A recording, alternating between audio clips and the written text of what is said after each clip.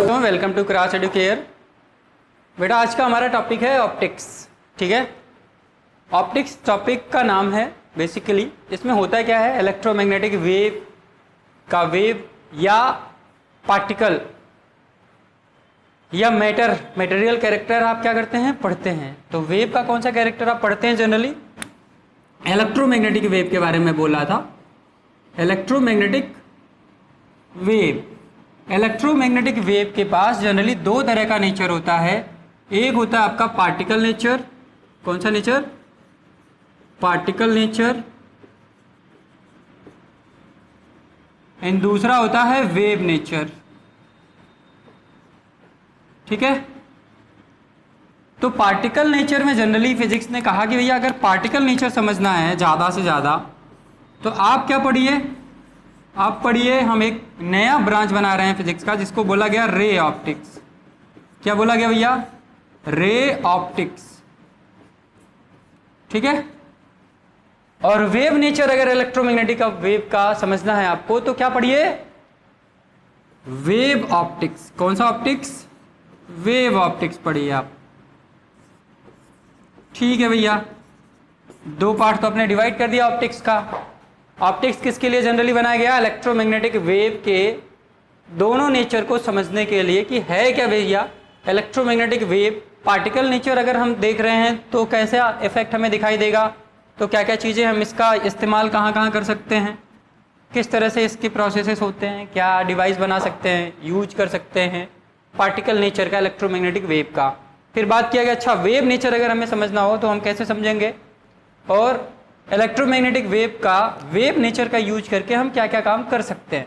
ठीक है ना, तो इसकी स्टडी हो जाती है वेव ऑप्टिक्स में और इसकी स्टडी हो जाती है रे ऑप्टिक्स में। ठीक है, रे ऑप्टिक्स में जनरली क्लास 10th के बच्चों को पढ़ाया क्या जाता है? क्लास 10th के बच्चों को इसका एक बहुत बेसिक सा चीज़ पढ़ाया जाता है जिसके हम लोग जनरली बोल देते हैं लाइट। इसको बोला जाता है जनरली लाइट। कि भैया रे ऑप्टिक्स ना बोलिए आप 10th वालों, आप क्या बोलिए इसको? लाइट नाम से जानिए। ठीक है ना, जो कि बहुत अधूरा सा और बेकार सा नाम है।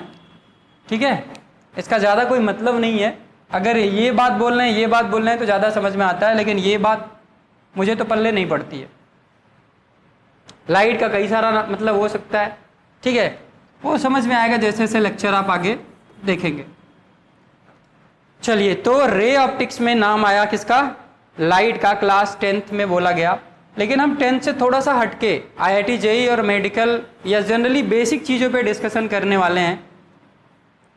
हमारा आज का टॉपिक क्या है? पार्टिकल नेचर किसका? इलेक्ट्रोमैग्नेटिक वेव का। किसके अंदर हम पढ़ते हैं? ऑप्टिक्स के अंदर पढ़ते हैं। रे ऑप्टिक्स पार्टिकल नेचर की स्टडी हमें समझाता है कि भैया क्या क्या इसमें आएगा, कैसे कैसे प्रोसेस होते हैं। तो इसके अंदर की कुछ बातें हमें सीखनी है। चलिए देखते हैं कि क्या है वो बात। ठीक है,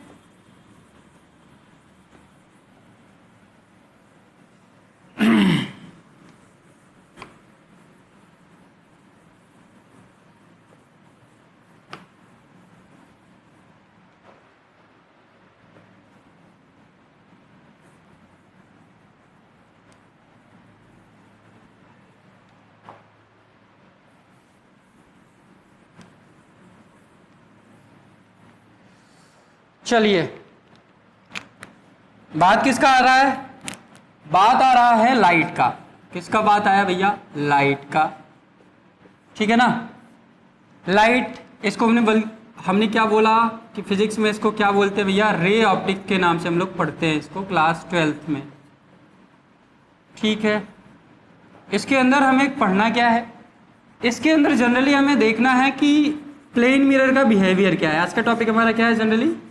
प्लेन मिरर कैसे इमेज बनाएगा और इस पे हमें कैसे क्वेश्चन करने के लिए मिल सकते हैं। प्लेन मिरर में आपको देखना है बेसिक चीज, फॉर्मेशन ऑफ इमेज। क्या है? Formation of image, formation of image. अच्छा, इमेज ये बनाएगा, बात समझ में आया। इमेज कैसे बनाएगा, क्या उसका नेचर होगा, क्या पोजीशन होगा, क्या कैरेक्टर होगा, है ना, ये सारी बातें हम लोग सीखेंगे। और ये किस तरह का इस्तेमाल कर रहा है भैया? प्लेन मिरर में जनरली क्या देखा जा रहा है कि यहाँ पे कौन सा नेचर देखा जा रहा है इलेक्ट्रोमैग्नेटिक वेव का? जनरली कौन सा नेचर हम लोग पढ़ेंगे यहाँ पे? Particle nature. कौन सा nature? Particle nature. Particle nature पढ़ेंगे। पार्टिकल नेचर क्यों पढ़ते हैं? क्योंकि हमको पता है अगर हमारे पास एक दीवार है, मान लो एक वाल है, ठीक है, हमारे पास एक बाल है, क्या भैया? एक बाल है ना? यहाँ पे एक ऐसे बच्चा है, बच्चे ने उठा के इस बाल को दीवार पे फेंका। जब ये बॉल दीवार से टकराएगा तो क्या हो जाएगा? बाउंस बैक हो जाएगा, ठीक है। टकराने के बाद क्या हो जाएगा? वापस आ जाएगा। तो ये जो कैरेक्टर होता है जनरली शो करता है एक पार्टिकल, एक बॉल, ठीक है ना, कि किसी चीज से टकराने के बाद वो वापस आने की टेंडेंसी। तो पार्टिकल बिहेवियर है ये बेसिकली। किसका बिहेवियर पार्टिकल है? पार्टिकल बिहेवियर किसका है? ये इलेक्ट्रोमैग्नेटिक वेव का, ठीक है ना। तो ये कहानी है ओवरऑल। मैं थोड़ा सा ब्रीफ ज़्यादा नहीं कर सकता अभी, इसमें आपको बहुत ज़्यादा डिटेलिंग नहीं दे सकता, क्योंकि हमारा कौन सा टॉपिक है, इसमें क्या पढ़ने जा रहे हैं? Plane mirror. प्लेन मिरर में फॉर्मेशन ऑफ इमेज और इससे मिलता जुलता कुछ अच्छे अच्छे न्यूमेरिकल। चलिए भैया मिटाते हैं इसको।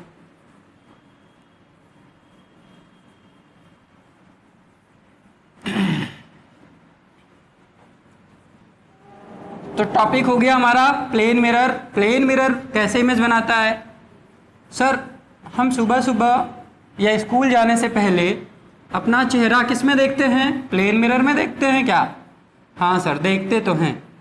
तो क्या आपका चेहरा उतना ही बड़ा दिखता है जितना बड़ा आपका चेहरा होता है? हाँ सर बिल्कुल ऐसा होता है। तो ये सब किस मिरर के हेल्प से आपको दिखाई देता है? सर हम लोग जनरली प्लेन मिरर यूज करते हैं। कौन सा मिरर?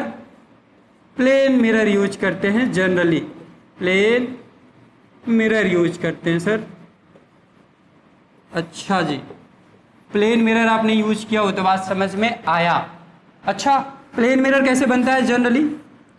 ये हमारा प्लेन मिरर है। ये हमने क्या किया देखिए प्लेन मिरर है, फर्स्ट सरफेस जो हमें स्मूथ दिखाई दे रहा है इसको हम लोग बोलते हैं रिफ्लेक्टिंग सरफेस। क्या बोलते हैं भैया? रिफ्लेक्टिंग सरफेस बोलते हैं। क्या बोलते हैं? Reflecting surface. सेकेंड वाले सरफेस को क्या बोलते हैं? वेल पॉलिश्ड या सिल्वरिंग सरफेस। वेल पॉलिश्ड या आर किताबों में क्या लिखा होता है? सिल्वर्ड या सिल्वरिंग। भैया हमने कर दिया है, सिल्वरिंग कर दिया भैया हमने, है ना? समझ में आया? तो ये दो वर्ड मिलते हैं। सर ये बताइए पॉलिश तक ठीक था, वेल पॉलिश्ड क्यों? हमको क्या जरूरत पड़ी अच्छे से पॉलिश करने की? तो बच्चा इसके पीछे मैं आपको एक प्रोसेस समझाता हूं कि होता क्या है रियलिटी में। सपोज ये वाटर है, सपोज ये वाटर है ना?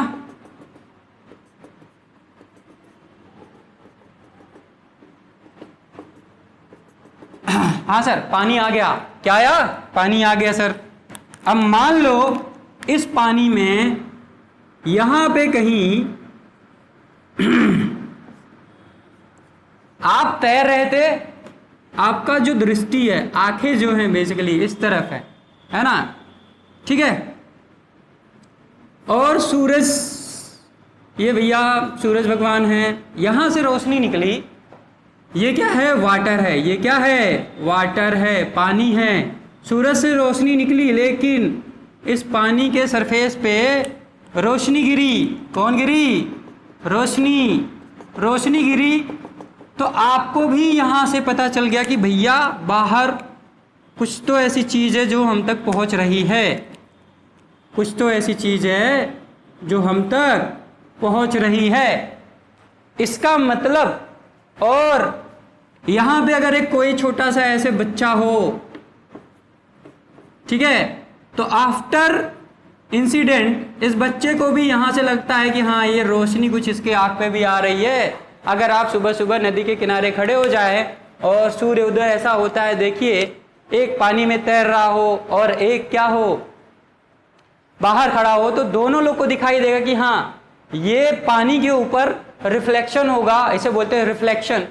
पानी के ऊपर क्या होगा, ऊपरी सरफेस क्या करेगा, इंसिडेंट वेव को रिफ्लेक्ट करेगा और इनको पता चलेगा कि हाँ कुछ तो चमक रहा है। अच्छा, ये बच्चा जो पानी के अंदर होगा उसको भी पता चलेगा अच्छा बाहर तो रोशनी है, कुछ ना कुछ तो रोशनी इस तक जा रही है। इसका मतलब on the surface of water हुआ क्या, on the surface of water हुआ क्या, बेसिकली यहां पे कौन सा प्रोसेस हो रहा है, यहां पे कौन सा प्रोसेस हो रहा है, तो इसको बोलते हैं हम लोग सीधे सीधे रैट। यहां पे चूहा वाला प्रोसेस हो रहा है। क्या हो रहा है भैया, चूहा वाला, रैट, याद रखिएगा, RAT।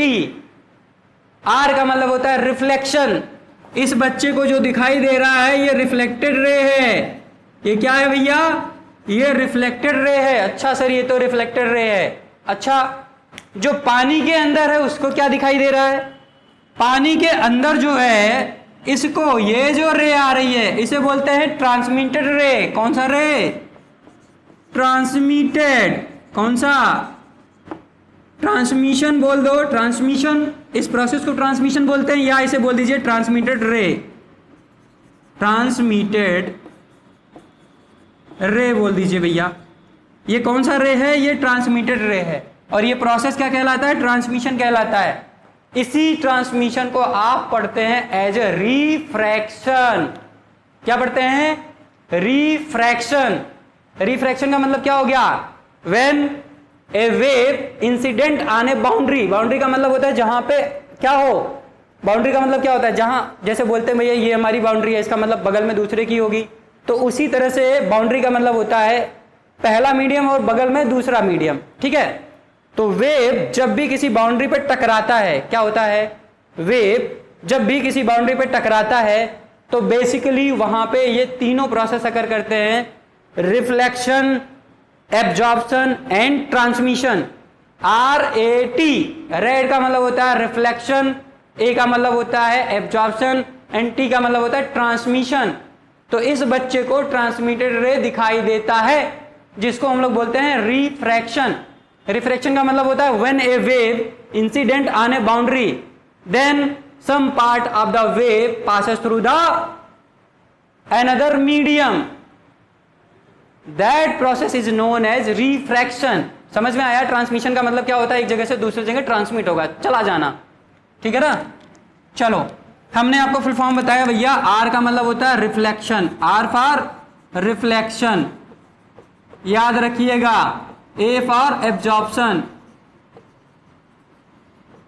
ठीक है ना। And T for transmission, T for transmission, ठीक है ना। ये ट्रांसमिशन याद रखिएगा। तो वेव जब भी एक मीडियम पे टकराएगा, जब भी वेव किसी भी बाउंड्री पे टकराता है तो हमेशा हमेशा ये तीनों प्रोसेस अकर करते हैं। समझ में आया, ये 100% होना है। अब देखिए, अगर इस सरफेस को आप वेल पॉलिश्ड नहीं करेंगे तो ये तीनों प्रोसेस अकर करेगा। क्या होगा, ये तीनों प्रोसेस अकर करेगा। रेट का मतलब रिफ्लेक्शन भी होगा, एब्जॉर्प्शन भी होगा, ट्रांसमिशन भी होगा, ठीक है। अगर आप अच्छे से पॉलिश नहीं करेंगे तो अच्छे से पॉलिश करने के पीछे का वजह ही यही है ताकि जो रिफ्लेक्शन हो, ताकि जो रिफ्लेक्शन हो ज्यादा से ज्यादा हो। रिफ्लेक्शन ज्यादा होगा तो ज्यादा अच्छा इमेज बनेगा। जो डिवाइस, हम यहाँ क्या पढ़ रहे हैं, ऑप्टिक्स पढ़ रहे हैं, तो यहाँ मिरर को एज ए डिवाइस लेंगे, ऑप्टिकल डिवाइस। तो जो ये डिवाइस है यानी कि मिरर है, ये अच्छे से इमेज का फॉर्मेशन कर पाएगा। बात समझ में आया। चलिए इसको इरेज करते हैं, आगे बढ़ते हैं।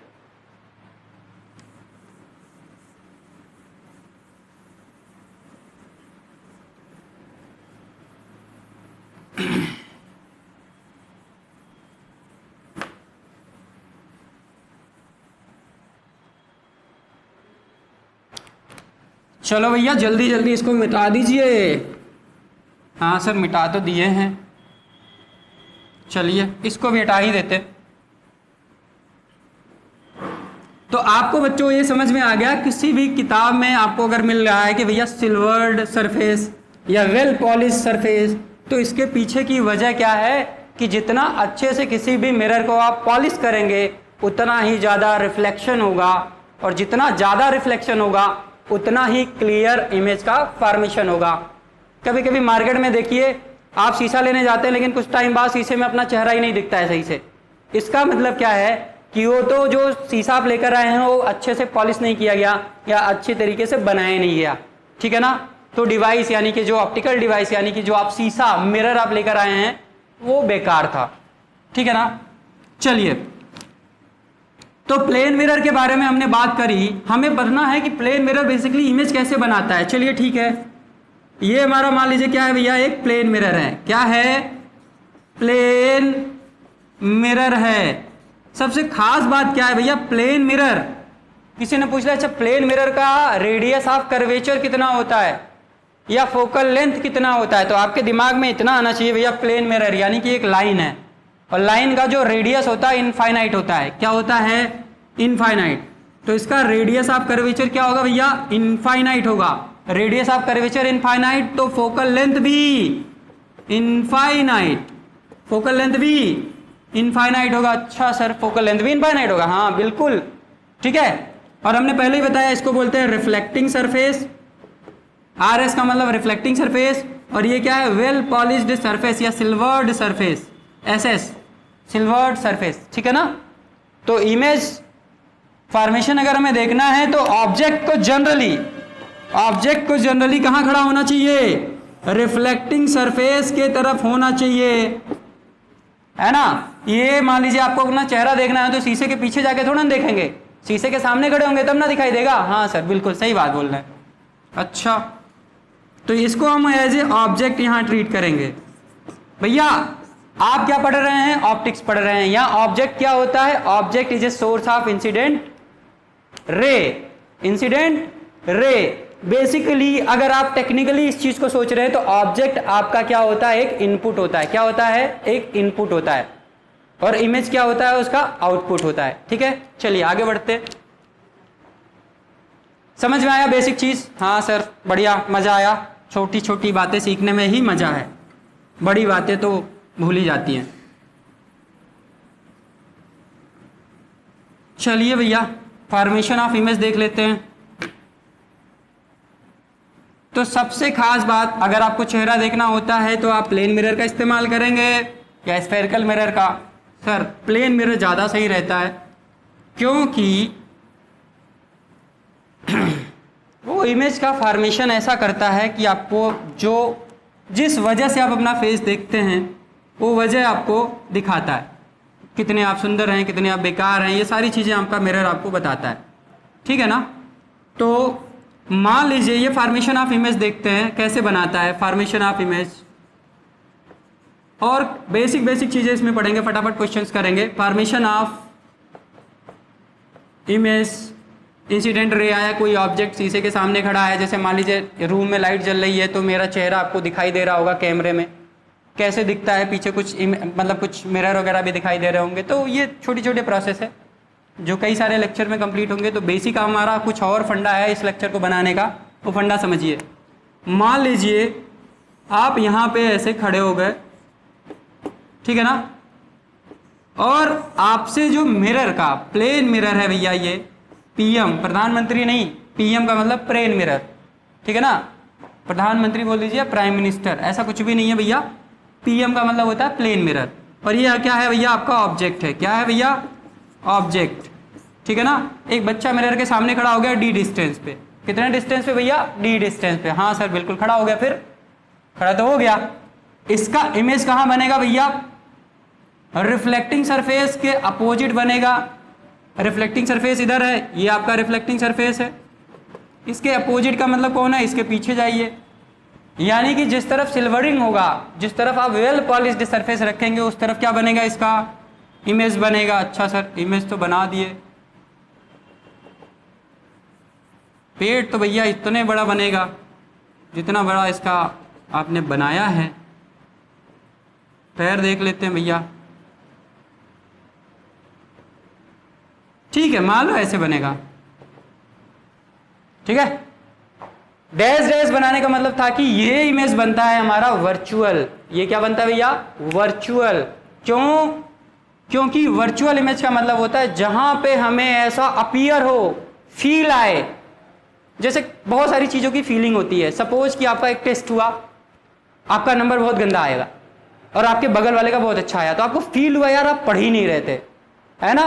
तो वहां पे फीलिंग वाली बात है। कभी आपने फिर से तैयारी किया और अच्छा नंबर आ गया, टॉप कर गया आप क्लास में, तो आपको फील हुआ अच्छा हमने मेहनत अच्छी करी इसलिए हमारा रिजल्ट अच्छा आया। यहां पे हम लोग जब अपने सामने प्लेन मिरर रखते हैं तो बेसिकली ये जो इमेज बना है इसे बोलते हैं वर्चुअल इमेज। क्यों? क्योंकि हमको ऐसा फील हुआ कि यहां पे जाके रिफ्लेक्टेड रे इंसिडेंट कर रहा होगा। तो जिस पर्टिकुलर कंडीशन में रिफ्लेक्टेड रे फील हो कि हाँ जाके कट कर रहा होगा, वो कैसा इमेज बनाएगा? वर्चुअल इमेज बनाएगा। हाँ सर बहुत अच्छी बात है।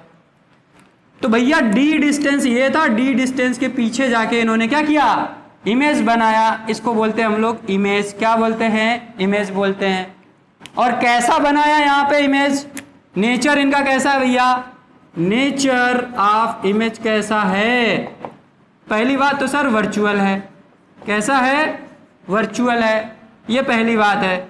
और दूसरी बात, वर्चुअल तो है लेकिन इरेक्ट है। इरेक्ट का मतलब क्या होता है? वर्चुअल का मतलब होता है नॉट रियल, जो रियल ना हो, है ना। और कैसा बनाएगा? इरेक्ट बनाएगा। हाँ, और इरेक्ट बनाएगा।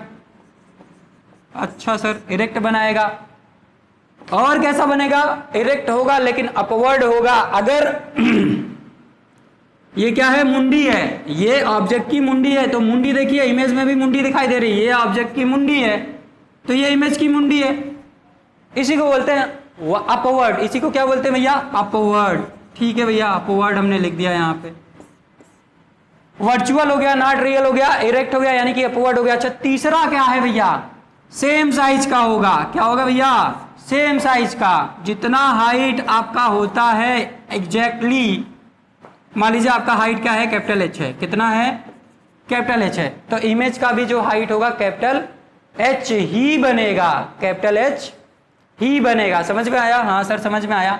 यानी कि हाइट ऑफ ऑब्जेक्ट या साइज ऑफ ऑब्जेक्ट बराबर होगा साइज ऑफ इमेज के। यानी कि अगर मैं ऐसे लिखूं साइज ऑफ इमेज, तो ये बराबर होगा साइज ऑफ ऑब्जेक्ट के। अच्छा सर, एक बात और है, चौथी बात, जितना दूरी पर रिफ्लेक्टिंग सरफेस से जितनी दूरी पर आपका ऑब्जेक्ट होगा, रिफ्लेक्टिंग सरफेस से उतनी ही दूरी पर क्या होगा? आपका इमेज का फॉर्मेशन होगा। यानी कि डिस्टेंस फ्रॉम प्लेन मिरर जितना होगा ऑब्जेक्ट का, उतना ही डिस्टेंस फ्रॉम प्लेन मिरर क्या होगा? इमेज का होगा। यानी कि डिस्टेंस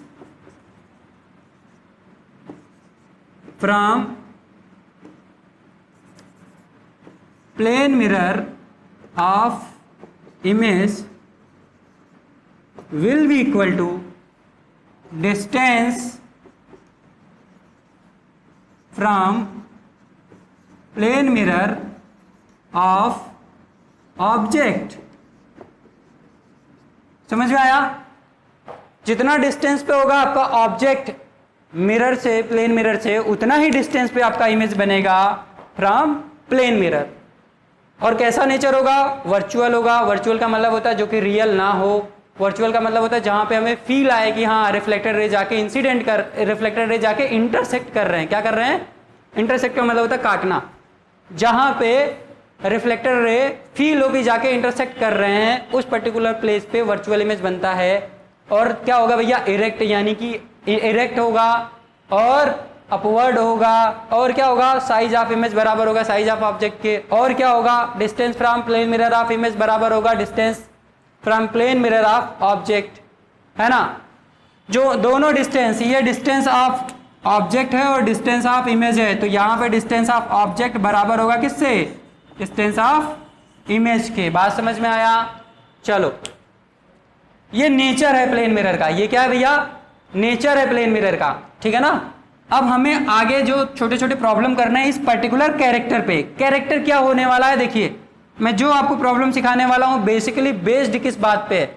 वो बेस्ड है भैया इस बात पे। ध्यान से देखिए, distance from plane mirror of image बराबर होना चाहिए distance from plane mirror of object. ये छोटी सी बात अगर आपको समझ में आ गई या याद है या ध्यान में है तो जो सवाल मैं बोलने जा रहा हूं, जो सवाल अभी आपको करवाने जा रहा हूं, आप फटाफट करते जाएंगे। क्या? फटाफट करेंगे। चलिए इसको मिटा देते हैं। आई होप आपने नोट कर लिया होगा।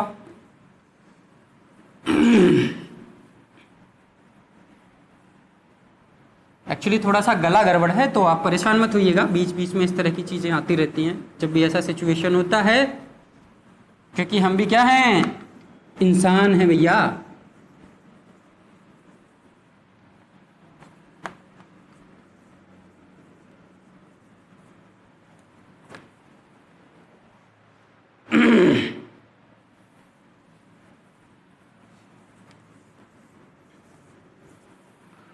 अच्छा, ओ माय गॉड, अब तो सवाल करने की बारी है।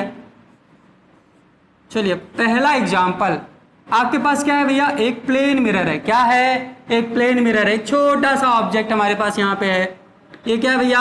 आपका ऑब्जेक्ट मान लीजिए ऐसे रख दिया हमने, ये आपका ऑब्जेक्ट है। क्या है? आपका ऑब्जेक्ट है। ये कितनी दूरी पर है सर? डी डिस्टेंस की दूरी पर है। कितने दूरी पर?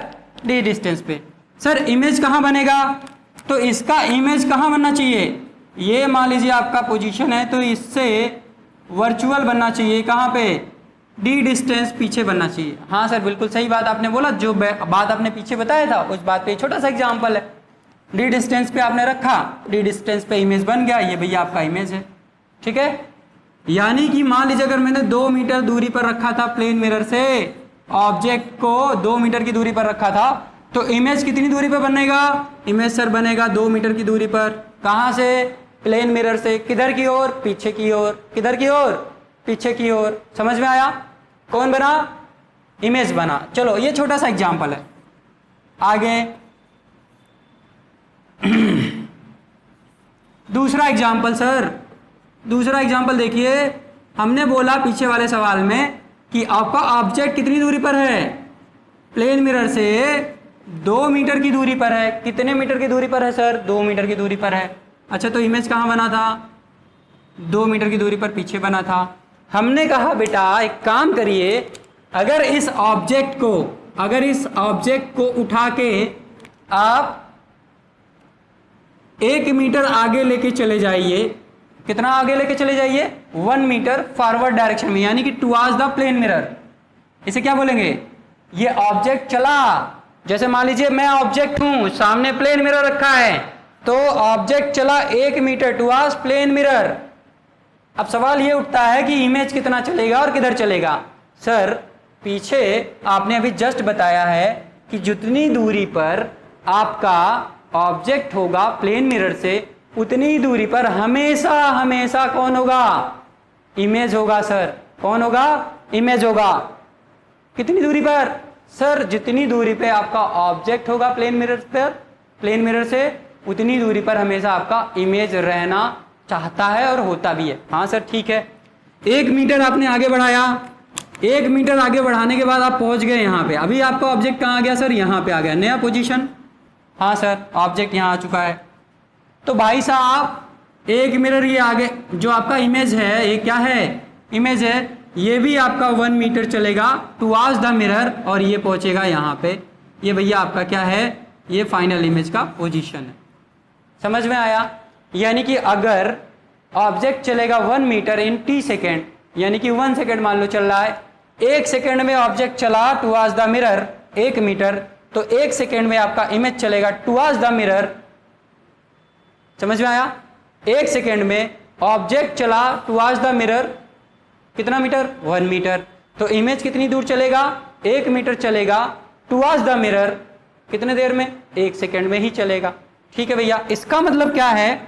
इसका मतलब है वेलोसिटी ऑफ ऑब्जेक्ट अगर आपने VO मान लिया और वेलोसिटी ऑफ इमेज आपने VI मान लिया, वेलोसिटी ऑफ इमेज आपने VI मान लिया, तो बेसिकली वेलोसिटी ऑफ इमेज, अगर मैं डायरेक्शन को अभी छोड़ दूं, मैग्नीट्यूड के बारे में बात करूं, तो वेलोसिटी ऑफ ऑब्जेक्ट बराबर होगा किसके?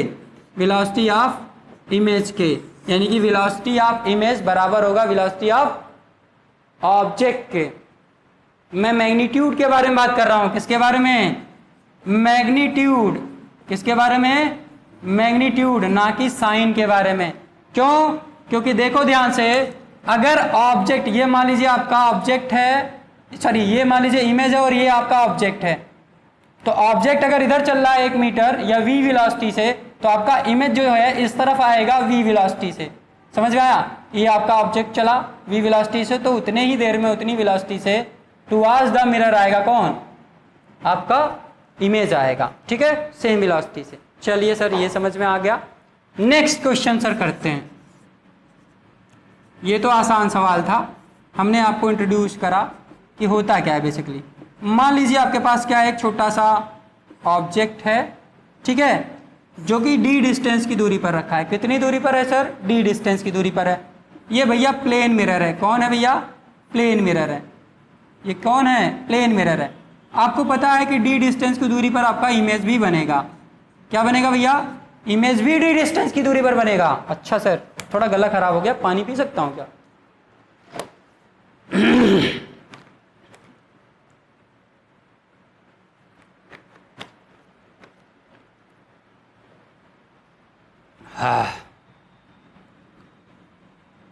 ये समझ में आया?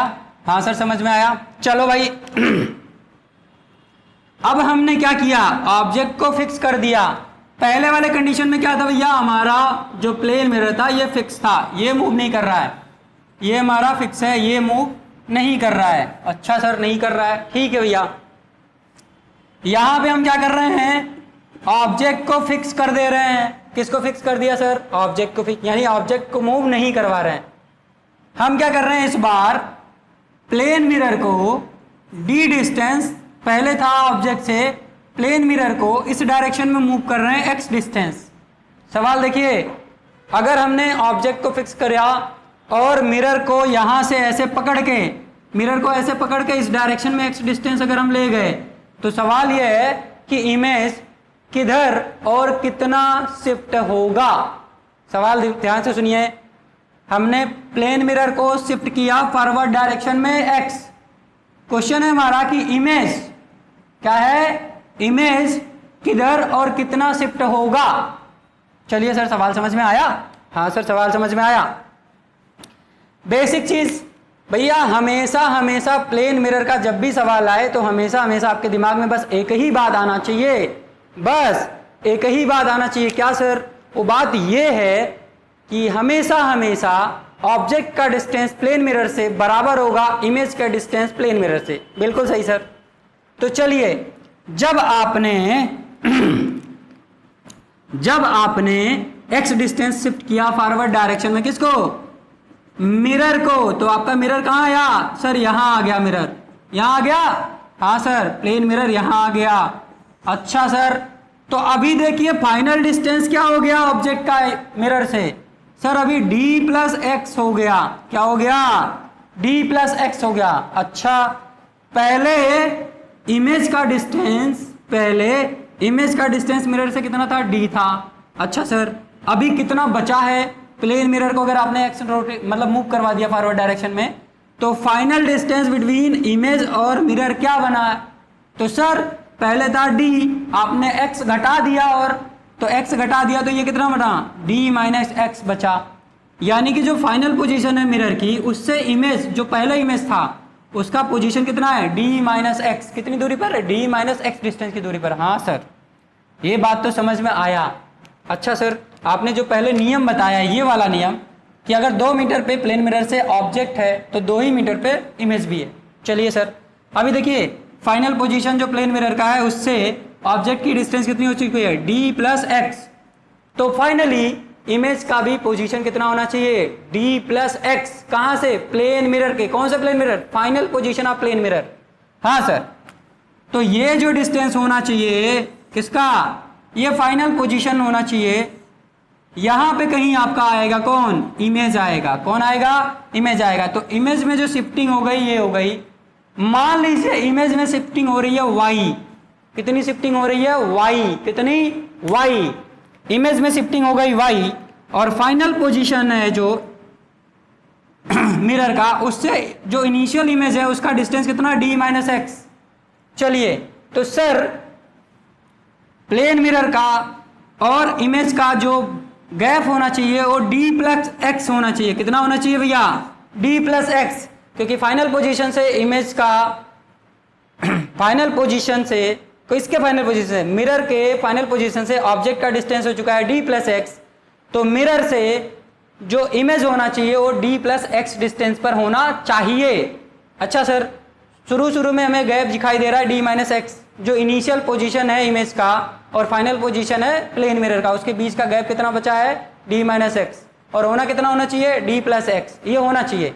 अच्छा, हमने मान लिया शिफ्ट कितना हो रहा है? वाई का शिफ्ट हो रहा है, तो भाई साहब d minus x plus y किसके बराबर होगा? डी प्लस एक्स के होगा। अच्छा सर, यानी कि डी माइनस एक्स बराबर प्लस शिफ्ट वाई बराबर होना चाहिए किसके? डी प्लस एक्स के होना चाहिए। अच्छा सर, यानी कि अगर ध्यान से देखिए तो ये वाला जो नीचे वाला डिस्टेंस हमने लिखा है d minus x plus y, d minus x plus y, ये बराबर किसके रखेंगे? डी प्लस एक्स के रखेंगे। बिल्कुल सर, तो भैया डी और डी को कैंसिल आउट कर दीजिए। आपको फाइंड आउट करना है शिफ्ट कितना हुआ, यानी कि वाई की वैल्यू निकालनी है सर।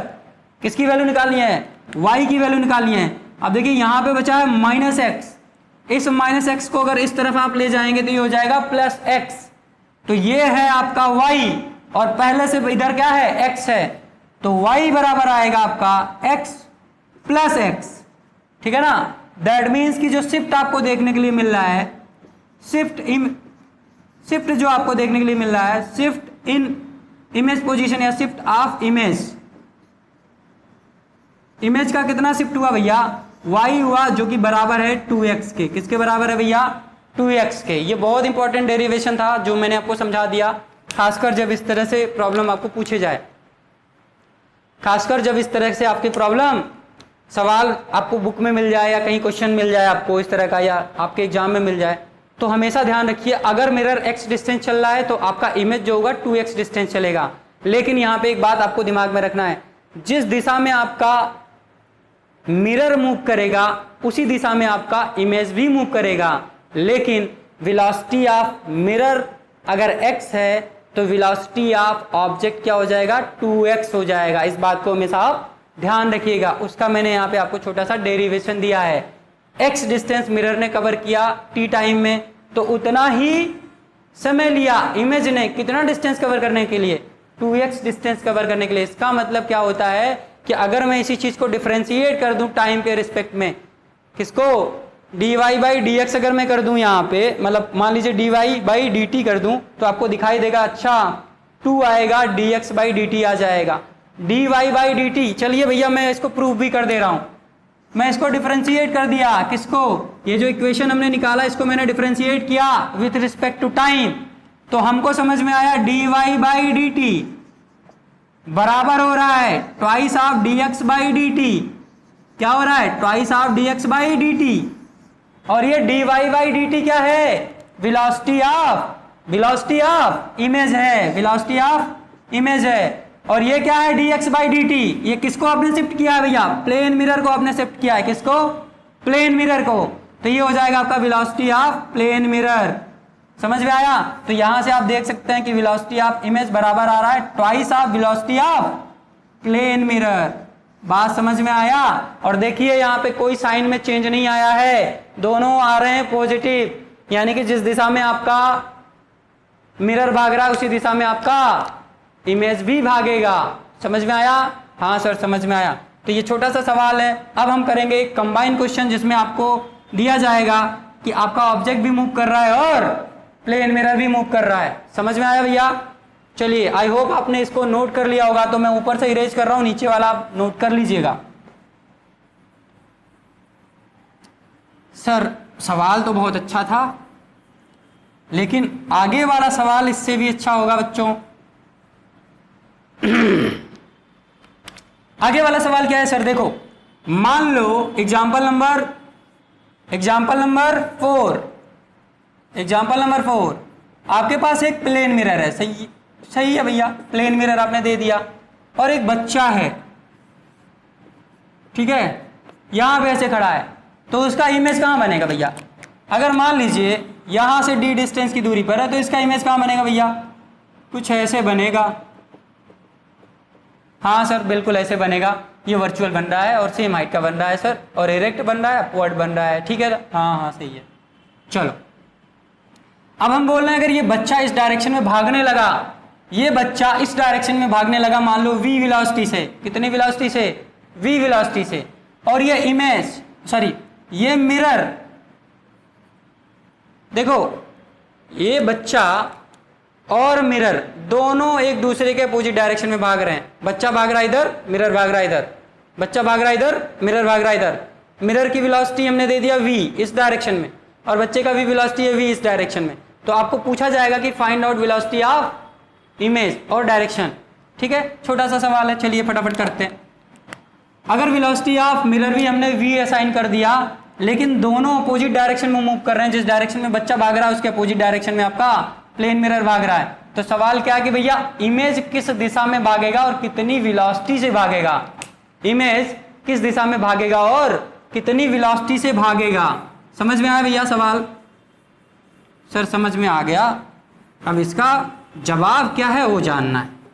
चलिए भैया, हमेशा हमेशा सिद्धांत आपके माइंड में क्या होना चाहिए, नियम क्या होना चाहिए कि जितनी दूरी पर प्लेन मिरर से ऑब्जेक्ट होगा उतनी ही दूरी पर प्लेन मिरर से इमेज भी होगा। समझ में आया? अगर ये बात आप समझ रहे हैं तो बेसिकली यहां पर रिलेशन फटाफट आएगा। चलिए भैया, अगर v वेलोसिटी से इस डायरेक्शन में भागा ऑब्जेक्ट, तो इसके बदले v वेलोसिटी से इमेज भी भागेगा आपका इस डायरेक्शन में, हाँ कि ना? हाँ सर भागेगा। तो ये वेलोसिटी आप अगर आपने प्लेन मिरर को, यहां पे हम लगाएंगे मेथड ऑफ सुपरपोजिशन। क्या लगाएंगे भैया? Method of superposition. Method of superposition ये कहता है कि अगर कई सारी घटनाएं एक साथ घट रही हैं, फिर से सुनिए, कई सारी घटनाएं एक साथ एक पर्टिकुलर ऑब्जेक्ट पे घट रही हैं और उस ऑब्जेक्ट पे अगर हमें नेट इफेक्ट निकालना हो सारी घटनाओं का, तो हम क्या करेंगे? एक एक घटना को, घटना का मतलब होता है एक एक एक्टिविटी को 1 बाय 1 परफॉर्म करेंगे और उस पर्टिकुलर ऑब्जेक्ट पे देखेंगे कि एक्चुअल में जब एक एक लोग अपना अपना एफर्ट लगा रहे हैं तो कितना चेंज आ रहा है, क्या असर पड़ रहा है ऑब्जेक्ट पे, ठीक है। फिर इंडिविजुअल असर निकालने के बाद क्या करते हैं हम, सबका असर क्या करेंगे? मर्ज कर देंगे, जोड़ देंगे, तब पता चल जाएगा अच्छा एक ऑब्जेक्ट पे इतने सारे इवेंट का क्या असर पड़ा। नहीं तो एक साथ सोचेंगे निकालने के लिए तो आएगा ही नहीं। समझ में आया? इसी को बोलते हैं मेथड ऑफ सुपरपोजिशन। समझ में आया? चलिए भैया, तो देखिए हमने क्या किया, अभी प्लेन मिरर को पकड़ लिया, प्लेन मिरर को फिक्स कर दिया। ऑब्जेक्ट अगर इस तरफ भाग रहा है v वेलोसिटी से, तो इमेज भी भागेगा इस तरफ v वेलोसिटी से। कितनी वेलोसिटी से? v वेलोसिटी से। बिल्कुल सही बात। हाँ सर। अच्छा, अब हमने क्या किया, पहले कंडीशन में हमने प्लेन मिरर को क्या किया? फिक्स कर दिया। क्या कर दिया भैया? प्लेन मिरर को पहले कंडीशन में फिक्स कर दिया। क्या किया? फिक्स किया। चलो, तो वेलोसिटी ऑफ ऑब्जेक्ट हमको बराबर मिल गया वेलोसिटी ऑफ इमेज के, लेकिन दोनों का डायरेक्शन अपोजिट था। क्या था भैया? But direction is opposite. Direction क्या है? अपोजिट है, दोनों का डायरेक्शन अपोजिट है। चलो पहली बात हमने निकाल ली, पहली घटना हमने देख ली भैया। दूसरी घटना देखना क्या है? दूसरी घटना में हमें समझना है कि जब हमने ऑब्जेक्ट को एक जगह फिक्स कर दिया, क्या किया? अब हमारा ऑब्जेक्ट को हमने, बच्चे को कहा बेटा अब रुक जाओ, बहुत भाग चुके हो। बच्चे को हमने फिक्स कर दिया। क्या किया? फिक्स कर दिया। बच्चे को फिक्स कर दिया, मतलब बच्चे को मूवमेंट नहीं होने देना है। अच्छा, तो प्लेन मिरर को किधर भगा रहे हैं? प्लेन मिरर को इस डायरेक्शन में भगा रहे हैं। कितनी वेलोसिटी से भगा रहे हैं भैया? v वेलोसिटी से भगा रहे हैं सर। कितनी वेलोसिटी से? v वेलोसिटी से। किस दिशा में? टुवर्ड्स द ऑब्जेक्ट भगा रहे हैं। किस दिशा में? Towards the object. तो उसके चक्कर में, यहां हमने नीचे सिखाया, उसके चक्कर में इमेज भी भागेगा किस डायरेक्शन में? टुवर्ड्स द ऑब्जेक्ट भागेगा। कितनी वेलोसिटी से? भैया जितना वेलोसिटी होगा प्लेन मिरर का उसके दुगने वेलोसिटी से भागेगा। कितने वेलोसिटी से? 2 गुने वेलोसिटी से। अच्छा, तो इस डायरेक्शन में ये भागेगा 2v वेलोसिटी से। क्यों? क्योंकि प्लेन मिरर को हम भगा रहे हैं v वेलोसिटी से। तो देख लो भैया, जब आपका प्लेन मिरर फिक्स कर दिया आपने, तो ऑब्जेक्ट भाग रहा था v वेलोसिटी से इधर, इमेज भागा v वेलोसिटी से इधर। तो यानी कि ऑब्जेक्ट के मोशन में इमेज का मोशन अगर देखा गया तो समझ में आया भैया v वेलोसिटी से इस डायरेक्शन में भाग रहा है। चलो v वेलोसिटी हो गया सर। लेकिन जब हमने ऑब्जेक्ट को फिक्स किया, प्लेन मिरर को भगाया v वेलोसिटी से इस डायरेक्शन में, तो उसके बदले में इमेज भाग रहा है 2v वेलोसिटी से इधर। दोनों अलग अलग असर निकाल लिए? हाँ सर निकाल लिए। सर सवाल क्या था कि टोटल वेलोसिटी इमेज का किधर होगा, कितना होगा? तो देख लो भैया, ये ड्यू टू ऑब्जेक्ट आया, ये ड्यू टू मिरर आया, तो दोनों को अगर हम देखें तो दोनों सेम दिशा में भाग रहे हैं। किधर भाग रहे हैं? सेम डायरेक्शन में भाग रहे हैं। तो दोनों का असर आप कैलकुलेट कर लो सर। v प्लस 2v क्या आया? v प्लस 2v आया, यानी कि टोटल वेलोसिटी ऑफ इमेज कितना हो गया? 3v हो गया भैया, 3 गुना हो गया वेलोसिटी ऑफ ऑब्जेक्ट के या वेलोसिटी ऑफ प्लेन मिरर के। तो आंसर क्या आएगा? 3v आएगा, टुवर्ड्स द ऑब्जेक्ट आएगा। बात समझ में आया? चलिए भैया, तो बेसिकली एक सवाल और मैं आपको दूंगा करने के लिए, आप अपने मन से कर लीजिएगा, ठीक है? यही सवाल है, इसको दूसरे ढंग से हम देते हैं आपको करने के लिए, करिएगा जरूर। मैं आपको 30 सेकंड का मौका दूंगा डायरेक्ट आंसर बताने का। अगर आप 30 सेकंड में रिप्लाई कर देते हैं तो मैं समझूंगा कि आपने इस लेक्चर से कुछ सीखा है, और 30 सेकंड से ज़्यादा अगर आप लगा रहे हैं तो हम समझ जाएंगे कि ये लेक्चर आपके लायक नहीं है। मत देखना दोबारा इस लेक्चर को, ठीक है ना? चलिए भैया, ये प्लेन मिरर हो गया। ये क्या हो गया? प्लेन मिरर हो गया। ये बच्चा था यहाँ पे, भैया बच्चा आ गया, इस बार मोटा आया बच्चा, ठीक है? मान लो बच्चा भागा इस डायरेक्शन में v वेलोसिटी से, इस डायरेक्शन में भागा v वेलोसिटी से, है ना? इसका इमेज जहां बनेगा बना लेना। मैं सवाल दे रहा हूं, सिर्फ क्या दे रहा हूं? सवाल दे रहा हूं। बच्चा भागा v वेलोसिटी से इधर, कितनी वेलोसिटी से? v वेलोसिटी से। और मान लो प्लेन मिरर भाग गया v वेलोसिटी से इधर, किधर? उस डायरेक्शन में। बताओ टोटल वेलोसिटी इमेज का कितना? 30 second, 30 second, total velocity of image कितना आ गया? चलिए, ऑब्जेक्ट की वेलोसिटी v है टुवर्ड्स द मिरर, इमेज की प्लेन मिरर की वेलोसिटी किधर है? Away from the object. कितनी वेलोसिटी से भाग रहा है? v velocity. चलो ठीक है सर, समझ में आया। हमारा सवाल क्या था कि इमेज की वेलोसिटी कितनी और किधर होगी? बता दिए? चलो भैया हम बता दे रहे हैं। ये मान लो हमने ऑब्जेक्ट बना दिया, सॉरी इमेज बना दिया। ये क्या बना दिया? वर्चुअल रहता है भैया। ये हमारा ऑब्जेक्ट, मतलब एक्चुअली ये बनेगा ऐसे, लेकिन क्योंकि उल्टा बनता है, ऐसे बनता है भैया। जो जैसे है वो ऐसे बनेगा, ये ऐसे बनेगा, इमेज ऐसे बनेगा इसका, ठीक है? तो दोनों इधर से भाग रहे हैं, तो इसके बदले जो ऑब्जेक्ट इधर भागा, प्लेन मिरर इधर भागा, ये जो इमेज है इस वेलोसिटी से भागेगा भैया, इधर होगा वेलोसिटी ऑफ इमेज। कितनी वेलोसिटी से होगा? कितनी? v वेलोसिटी से भागेगा अवे फ्रॉम द ऑब्जेक्ट या away from the plane mirror, ठीक है? तो ये हो जाएगा v वेलोसिटी। कैसे आया सर? देखो मैंने बोला फिर से लगा दीजिए मेथड ऑफ सुपरपोजिशन। ऑब्जेक्ट इधर भागा तो इसके बदले ये इमेज भागेगा इधर, v वेलोसिटी से भागा, बिल्कुल सही। लेकिन प्लेन मिरर इधर भागा, कितनी वेलोसिटी से? v वेलोसिटी से। तो प्लेन मिरर के भागने के चक्कर में ऑब्जेक्ट तो भागा v वेलोसिटी से, तो इमेज आया इस डायरेक्शन में v वेलोसिटी से। हाँ सर समझ में आया। लेकिन प्लेन मिरर अगर इस डायरेक्शन में भागा v वेलोसिटी से, तो इसके चक्कर में 2v वेलोसिटी से भागना पड़ेगा किसको? इमेज को। किस डायरेक्शन में? जिस डायरेक्शन में मिरर भाग रहा है।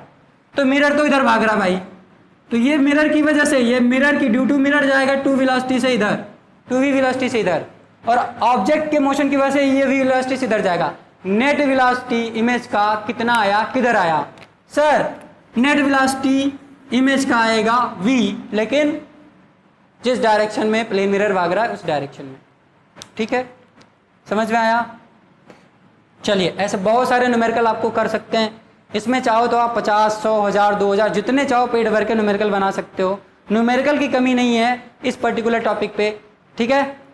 तो आप लोग इस चीज़ को, इस लेक्चर को अगर दोबारा देखने की कोशिश करेंगे तो और ज़्यादा क्लियर होगा, है ना? और है बड़ा बेसिक। एक ही मेथड मैंने बताया है कि हमेशा हमेशा जितनी दूरी पर प्लेन मिरर होगा ऑब्जेक्ट से, उतनी दूरी पर प्लेन मिरर होगा हमेशा हमेशा किससे? इमेज से। यानी कि object distance from plane mirror equal होना चाहिए image distance from plane mirror. Thank you for watching us.